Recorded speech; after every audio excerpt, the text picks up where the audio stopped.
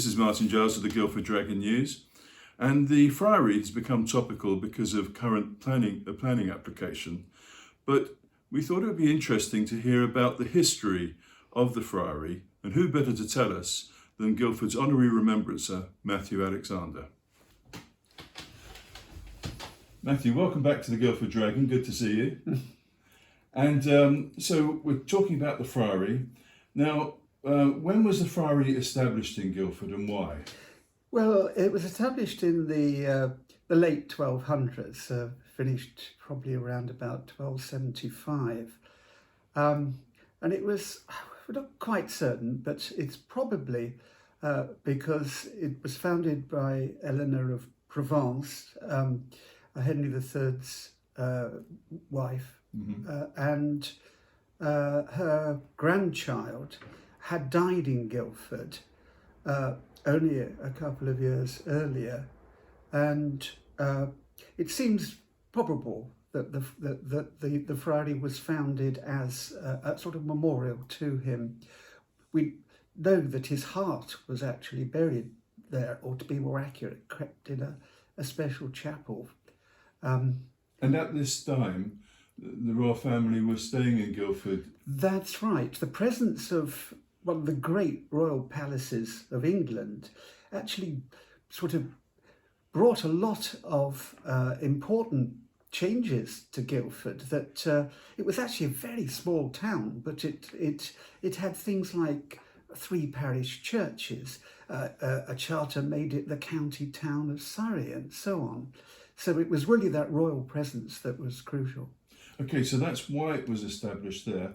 Why would it have been positioned where it was, and how would it have operated? Yes, well, the reason they put it where it was is that they very deliberately built it just outside the borough boundary, to the end of, bottom of North Street.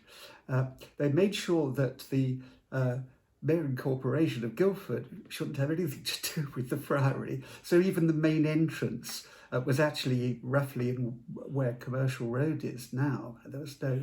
Right, and the boundary at the time was very tight around. So North Street was the north boundary. Absolutely correct. And Castle Street or South Street was the south boundary. Yes, well, not so much. Yes, Castle Street and what we now call Sydenham Road. Sydenham Road, yes. Okay. And how would it have operated? Well, it was a Dominican friary, and the friars there, like actually all friars, only used it as a base of operations. They would live a sort of monastic life when they were in residence, but their main job was to go out into the community, teaching and preaching about the faith in a language that the people could understand, and they became very popular. And this was a main difference between friars and monks. Absolutely monks who were more correct. secluded. Yes, we had monks at Waverley. They didn't leave Waverley. Okay. So why didn't the Friary survive? Well, I'm afraid that's down to one man, and that was, of course, King Henry VIII. He stayed at the Friary on several occasions early in his reign. He had conferences with the Scots at the castle. He had other meetings there. He even had his own rather elaborate garden house built for him, his House of Honour, as it was called. No trace of that was ever found, but The curtilage of the Friary. yes. What were his motives? I think his motives for closing down the Friary was probably, like all the friaries and monasteries in the country, he closed them down because actually he could get a lot of money out of the people who had. I mean, they donated huge amounts of land to the monasteries, incidentally, not to the friars. The friars, in fact, had vows of poverty. They didn't have such property, but they got closed down in exactly the same way. Okay. And what happened to it then after the Reformation? Well, after the Reformation, the buildings were deliberately knocked down so that it couldn't be reused again as a religious house.